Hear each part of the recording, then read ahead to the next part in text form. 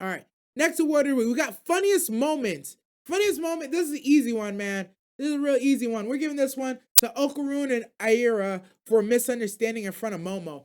I knew, I knew the moment Momo was walking around and she walked up on this scene and she saw Okarun on top of them. I'm like, I need to rewind. I need to rewind. I need to go back in time and show me how did we get here? Because I know without even watching, I was like, this is not Okarun style. There's a 0% chance Okarun would be on top of a girl like this. Zero fucking percent chance, bro. So I need to see how we got here. And the way we got here was absolutely hilarious. With Aira pressing this boy, bro, and he was fighting her. They were literally wrestling, grappling at one point.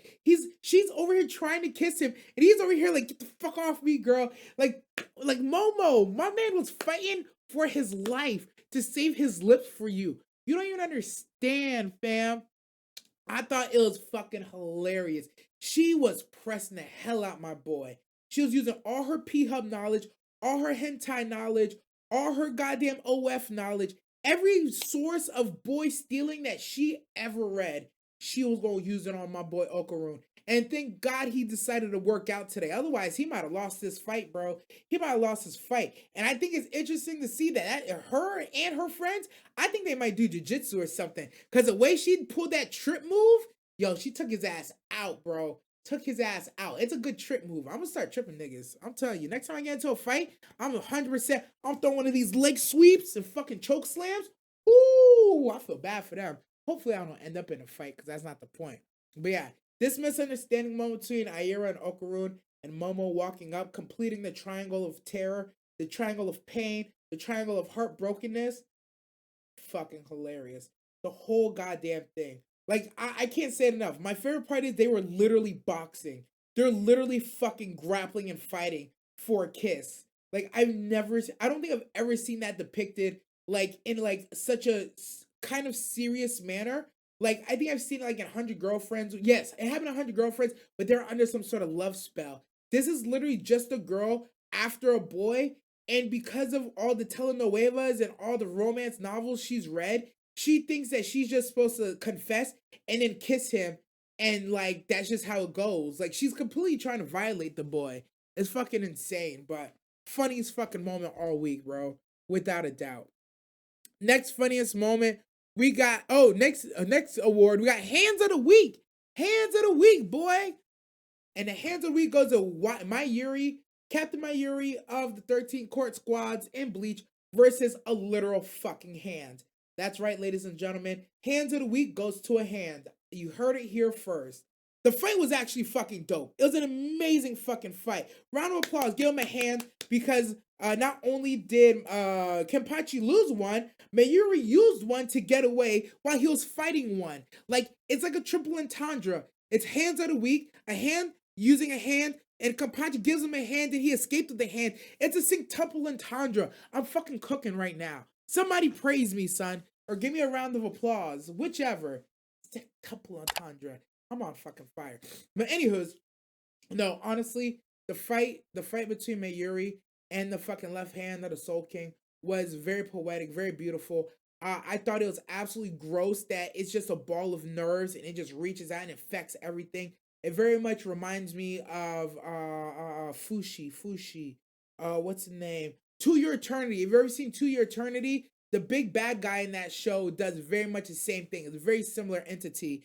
And the fight was very gross. The fingers getting cut off, the fingers becoming like the fingers getting cut off to become like a hand hydra was fucking hilarious. Mayuri's use of science to see that he hasn't been experimenting on the Quincies for no reason. He actually has viable technology from the Quincies. I'm telling you right now, if you didn't want a pair of those fucking Quincy boots, you're fucking crazy. Cause not only does he have that shit on, that shit lets you hover. Like, that thing is fucking cool. So all his experimentation on the Quincies is paying off. I love in the fight that it's a classic Mayuri fight. He takes in information. Once he has enough information, he starts to act. And once he starts to act, it's not going to go in your favor.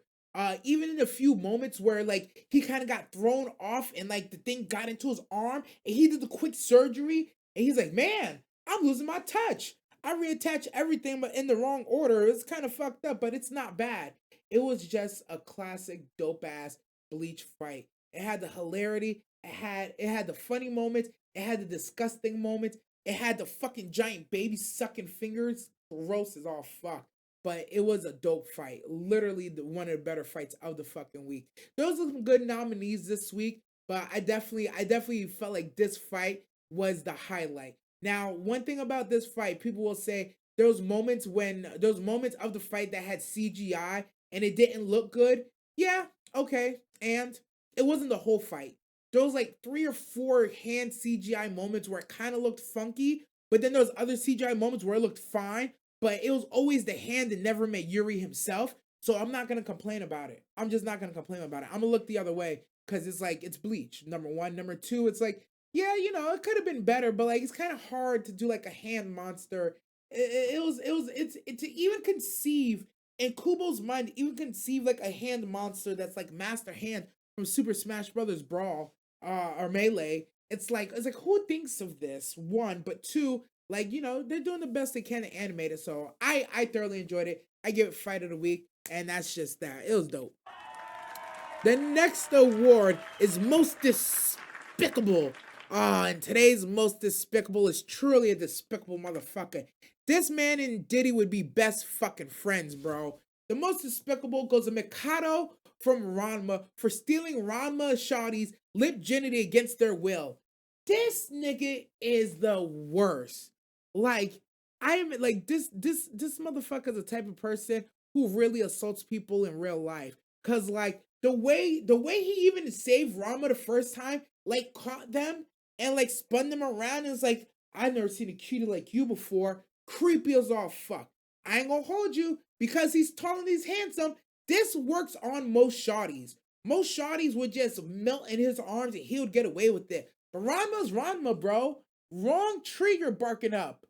You keep fucking around, you're gonna catch a branch, my boy. And catch a branch later. Did he do it? I understand he gets the hose, bro, but it's no excuse to violate a lady's an unknown lady's lips. And he did this moment is an L, bro. It's a big fucking L. I do like his gimmick though. Him and the girl's gimmick is actually fucking hilarious. To see that everything in Ranma is a martial art, is everybody always ends up kung fu fighting, is fucking beautiful. Which is even better when you realize Ranma fights for the school of anything goes taekwondo. So it just fits in that he would be willing to fight, whether it's on ice, on a field, in a ring, on a fucking fence. Doesn't matter. He's just gonna box you. But yeah, Mikado is fucking despicable, bro. Absolutely despicable. He set off a chain of events that he wasn't even ready for, and I can't wait for him to pay in hell.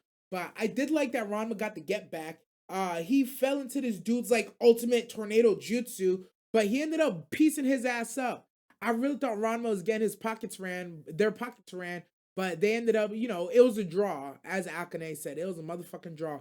So good on them. But yeah, this dude is fucking ass, bro. He's ass. Cause it was one of those things. It's like, wow, you saved me. Now your lips are on me. What the fuck are you doing? And I ain't gonna hold you.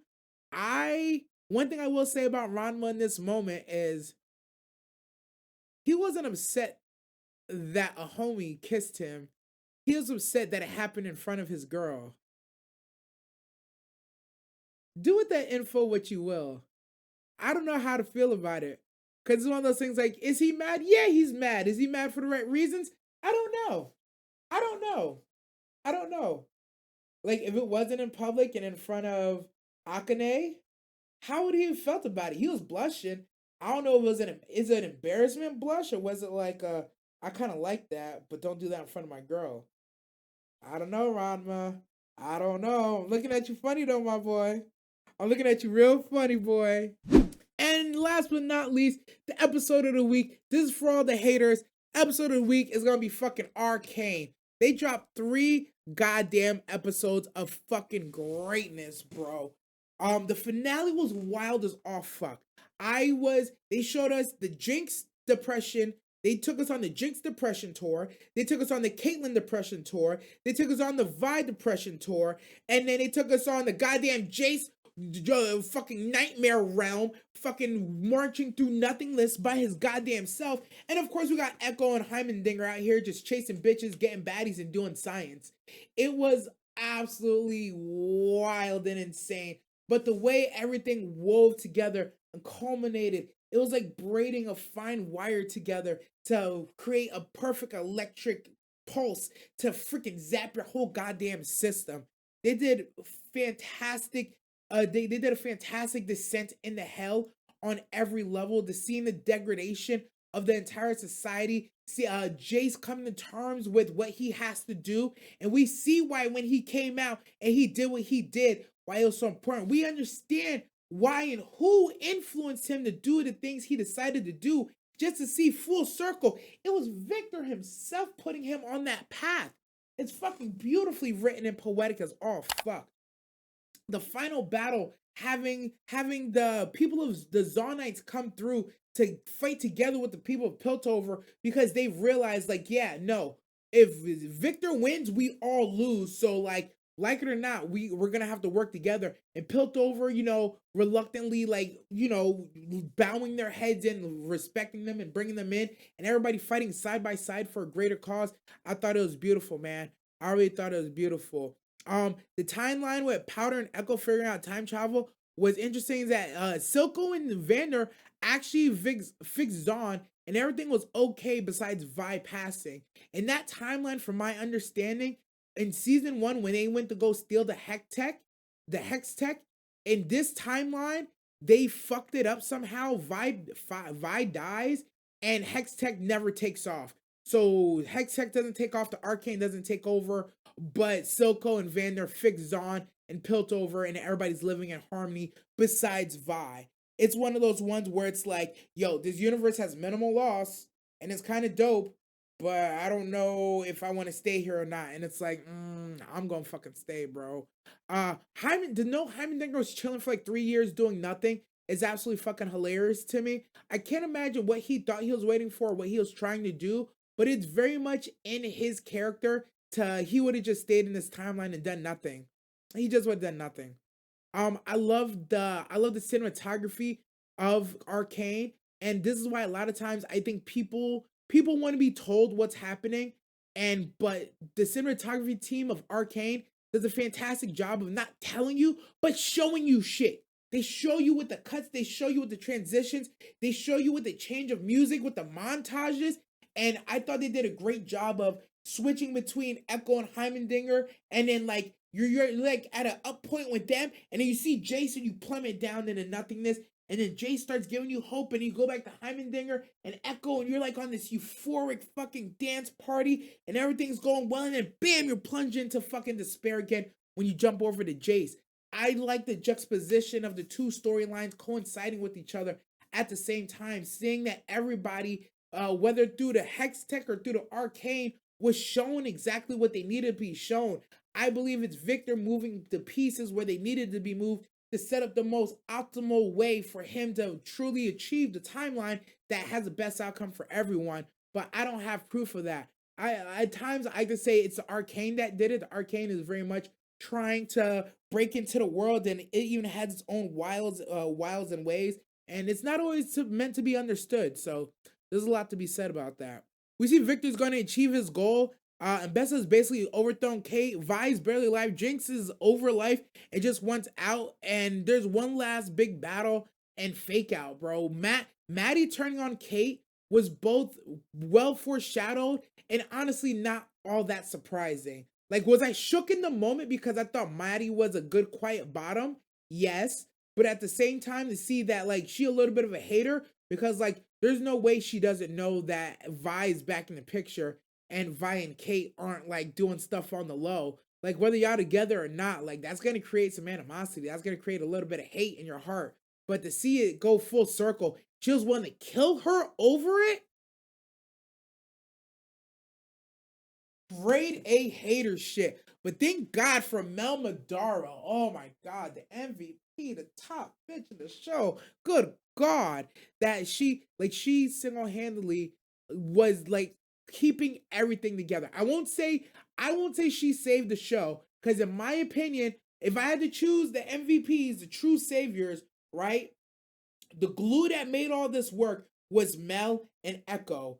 Honorable mention to Jinx and Jace, but Mel and Echo had played the most pivotal parts of the completion of Arcane.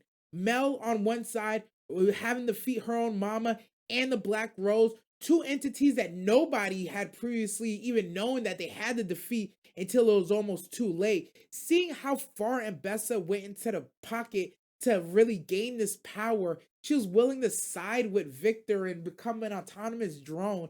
It was perverted, it was disgusting because like she talks about all these ideals and values of the Noxians, but I feel like being assimilated into by a whole nother entity goes against that. And even to work with them is almost like a violation of your own nature. And it just left a bad taste in my mouth. So when she went out bad, I did not feel bad about it at all. At all. But I do like how Arcane finished.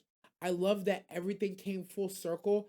I love that at the end of the day, it was a form of the power of friendship, but it was also like a flawed person getting to the end, realizing that the path they took was incorrect, and then going back to try to do what's right. And there's a lot to be said about that for Victor. And then there's a lot of bravery on Jace's part because he objectively had like the most difficult road on this half of stuff. The road less traveled very much alone and in despair. And you know, credit to him for never losing his light throughout the journey. And yeah, Vi and Jinx had like they got the worst shake of the ending though. They got the worst shake of the ending. There's a lot of speculation that Jinx is alive and she didn't perish. You know, seeing Echo and the time she spent with him really like got them to a point where she might not have been as self-destructive as previously thought. So I'm hoping Jinx is alive somewhere. There's been a couple foreshadows that she is, and I'm honestly not mad at it, but just leave her alone. Let her live where she wants to live and let her be where she wants to be. But yeah, episode slash episodes of the week goes to Arcane. Again, a beautiful finish. They have a flair for the fucking dramatics, and I thought it was awesome. I really thought it was awesome. It was a good ass final. But yeah. Maddie couldn't handle being a side host. She really couldn't. Last episode was good. I care what anybody says, as well as episode 7. Yeah, honestly, the last trio of episodes were just fantastic. It was honestly just fantastic. Last trio of episodes, like I won't say they did no wrong in my eyes, but to conclude the conclusion of everything that we built to this moment, I thought the payoff was fantastic. I thought the payoff was fantastic. It just all made sense. It just all worked together. And yeah, I'm just not gonna complain about it. But it makes me more mad at disrespect towards the creators. Yeah, it's very much reached those levels of like, look, if you criticism, if you have there's some valid criticisms being made about Arcane, but to take those criticisms and like expound it into like hate and vitriol, I'll never be on that team. I'll never be on that team. And I feel like that's where we ended up. In fact, we ended up on the side of hate and vitriol and not true criticism. So it is what it is. Whatever. But all right, that's the end of this episode of Sauce My Whole Radio. Please, please, please remember, make sure, comment down below on anything you thought in this episode. Let me know your thoughts, your feelings, how you felt. Who's your goddess is a goddess waifu isekai? Let me know your choice, your sekai. What show caught your attention? What tip should have I jumped on? And what from the quest board really caught your mind? Don't forget, you can catch me live on Twitch doing Sauce My Whole Radio. If you want to call in every Monday night on Twitch, Crash Out King DN. We post this full radio show on Spotify and on YouTube. Sauce My Whole Radio. Make sure you look it up. I'm your host, the man behind the cam, DN, formerly known as Director Nasty. Remember, drink your water, wash your ass, and make sure if you got the sauce, you share the sauce.